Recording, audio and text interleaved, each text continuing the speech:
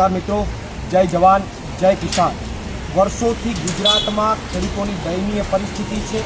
યાર્ડમાં ખેડૂતોનું કોઈ સાંભળતું નથી, ખેડૂતોને પોષણક્ષમ ભાવ મળતા નથી।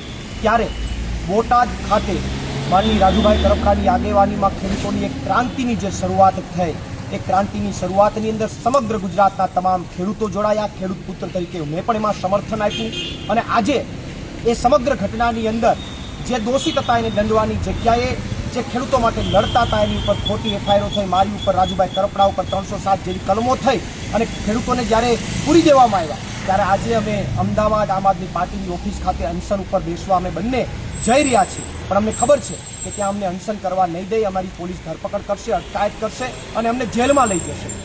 ભલે અમને જેલમાં લઈ જાય, અમને કોઈ વાંધો નથી, કારણ કે ખેડૂતો માટે કદાચ જેલ ભોગવવી પડે, ખેડૂતો માટે કદાચ ગોળી ખાવી પડે તો પણ રાજુભાઈ કરપડા અને અમે બંને તૈયાર છે, કારણ કે એના માટે એમનો કોઈ રંજ નથી। પણ એટલું ચોક્કસથી હું ખેડૂતોને નમ્ર અપીલ કરું છું કે આ લડાઈ, આ ક્રાંતિ જે બોટાદથી શરૂ થઈ છે ખેડૂતો માટેની, એ અમારા જેલ જવા પછી પણ આ ક્રાંતિ ગાંધી ચિંધ્યા માર્ગે ચાલુ રહેવી જોઈએ, અટકવી ન જોઈએ।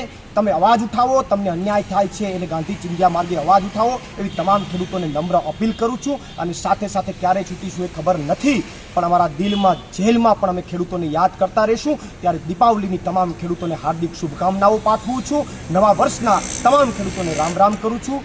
આભાર, જય જવાન જય કિસાન। પ્રવીણ રામ, પ્રદેશ સેન્ટ્રલ અધ્યક્ષ, આમ આદમી પાર્ટી।